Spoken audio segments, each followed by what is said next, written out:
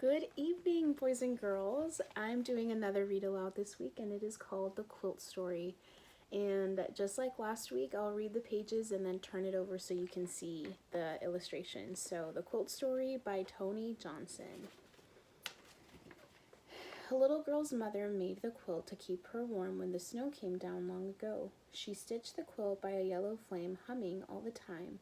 She stitched the tails of falling stars, and she stitched the name Abigail. Abigail loved the quilt. She wrapped it around her in the quiet dark and watched the winter skies. Sometimes she saw a falling star.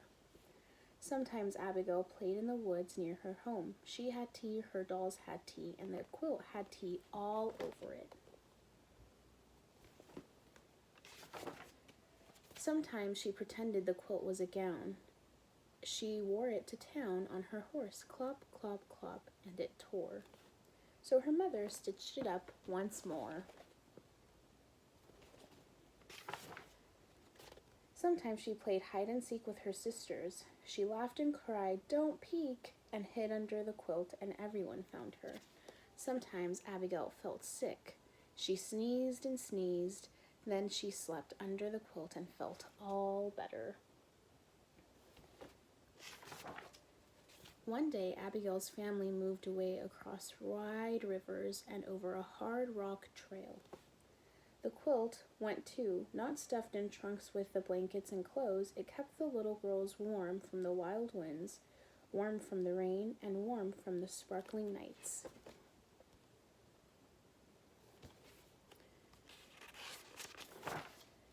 They built a new house in the woods. Abigail's father built it with his hatchet. Chop, chop, chop.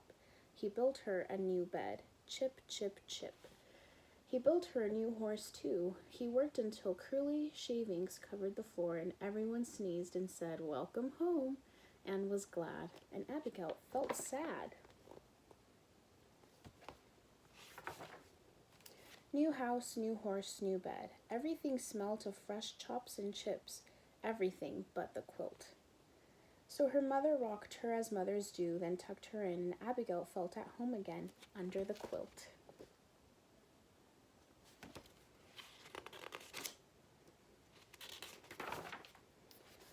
One day, the quilt was very old and very loved. Abigail folded it carefully and put it in the attic. Everyone forgot it was there. A gray mouse came and loved the quilt. Her babies were born on top of it. They grew fat and gray in the warm stuffing, and when they got hungry, they ate a falling star. A raccoon came and loved the quilt. She dug a hole in the corner with her black paws and hid an apple there. A cat came and loved the quilt, a patchwork cat. It rolled on the stars and stuffing spilled out like snow. Then the cat curled up in the snow and purred.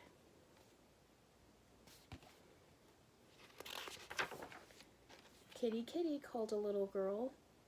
She found her cat and found the quilt, splashed with patterns of suns. The little girl wrapped the quilt around her, and she loved it too.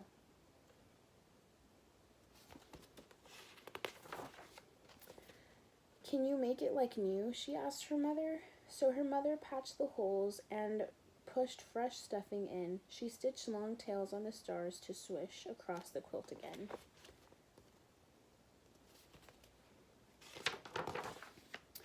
One day, the little girl's family moved away across miles and miles of pavement and snaking gray highways.